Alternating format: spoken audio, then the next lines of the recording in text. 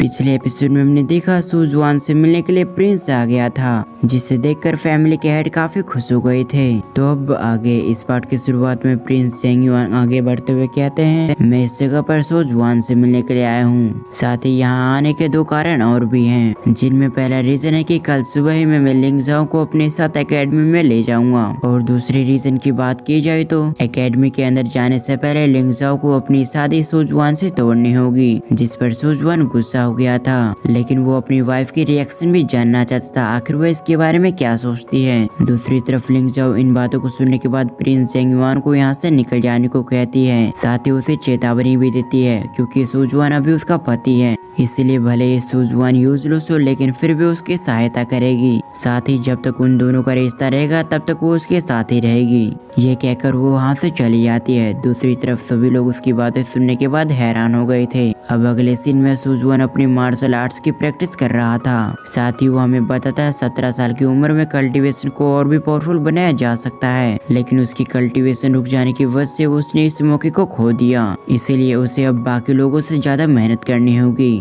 तभी उस जगह पर लिंग जुई भी आ गई थी, जो उसे प्रैक्टिस करने के लिए एक जगह बताती है, जिस जगह पर एनर्जी काफी मात्रा में थी। ये कहकर कुछ समय बात करने के बाद उस जगह से चली आती है। अगली सुबह सुजुआन उसी माउंटेन पर आ गया था। उस जगह पर आते ही उसने अपनी प्रैक्टिस भी शुरू कर दी थी। साथ ही वो बताता है इस जगह की एनर्जी काफी प्योर और काफी पतली है, इसीलिए अगर सुजुआन इस जगह पर प्रैक्टिस करता है तो उसका काफी फायदा होगा। जब वो प्रैक्टिस कर रहा था तभी उस जगह पर किसी ओल्ड मैन की आवाज आती है। ये सुनकर सुजुआन उसकी ओर बढ़ने लग गया था। ये देखते उसके सामने एक लड़की आ जाती है, जो उससे कहती है आखिर तुम कौन हो और मेरे ग्रैंडफादर की ओर क्यों बढ़ रहे हो। जिस पर उसका ग्रैंडफादर रोकते हुए कहता है तुम्हें दूसरों से ऐसी बातें नहीं करनी चाहिए। साथ ही वो सुजुआन से माफी भी मांगता है। दूसरी ओर सुजुआन को पता चलता है उसके सामने वाले ओल्ड मैन की तबीयत काफी खराब है, और तो और इनके पास सिर्फ 3 दिनों का वक्त है, जिस पर वो लड़की एक बार फिर से गुस्सा हो गई थी। तब सुजुआन उसके ग्रैंडफादर की बीमारी के बारे में उसे सब कुछ बताता है। साथ ही सुजुआन ये भी बताता है कि वो लोग इस जगह पर इसलिए आए हैं ताकि वो फॉलोअर्स और ग्रास को इकट्ठा कर पाए,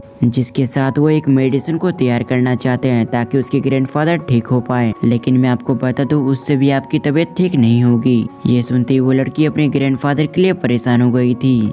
वो सुजुआन से अपने ग्रैंडफादर को ठीक करवाने की रिक्वेस्ट करती है, जिसके लिए सुजुआन कुछ मेडिसिन का उन्हें नाम बताता है। साथ ही वो ये भी कहता है अगले 7 दिनों तक आपको ये पिल खाने होंगे, जिसके बाद आपकी तबीयत में धीरे धीरे करके सुधार आने लगेगी, और अगर भविष्य में हमारी मुलाकात होती है तो मैं आपको पूरी तरह से रिकवर कर दूंगा, क्योंकि अभी के समय मेरे पास वो सभी चीजें नहीं है जिससे मैं आपका इलाज कर पाऊँ। इसके लिए वो दोनों भी तैयार हो गए थे। उसके बाद सुजुआन उस जगह से जाने लगता है। ये देखकर वो लड़की सुजुआन का शुक्रिया कहती है, साथ ही उसे 10,000 गोल्ड कॉइन भी देती है। इसके बाद वो ओल्ड मैन उस लड़की की ओर देखते हुए कहता है आगे से तुम किसी भी व्यक्ति से बदतमीजी से बात मत करना, जिस पर वो लड़की भी तैयार हो गई थी। लेकिन तभी उस ओल्ड मैन को याद आता है उसने सुजुआन से उसका नाम पूछा ही नहीं। दूसरी तरफ रात में सुजुआन ने एक टैब के अंदर कई सारे मेडिसिन को मिला दिया था, जिसके बाद वो उसी के अंदर बैठ जाता है। फिर वो हमें बताता है कुछ सिल्वर कॉइन्स के उसने कुछ अच्छे खासे मेडिसिन को लेके आ गया था, और अब उसकी मदद से धीरे धीरे करके उसके फाउंडेशन ठीक होने लगी है। ये सोचते हुए बाहर आ गया था। तभी उस जगह पर लिंग जुई आती है, जो उसे बताती है आज उसका बर्थडे था, लेकिन हमेशा की तरह सभी लोग उसके बर्थडे के बारे में भूल चुके हैं, यहाँ तक कि वो खुद भी भूल चुका है। ये सुनने के बाद सुजुआन उससे माफी मांगता है, क्योंकि सुजुआन भूल गया था। साथ ही उससे रिक्वेस्ट करता है कि आगे से वो ऐसी गलती नहीं करेगा। लेकिन दूसरी तरफ लिंग जुई ने उससे कुछ भी नहीं कहा था, क्योंकि उसे भी पता था कि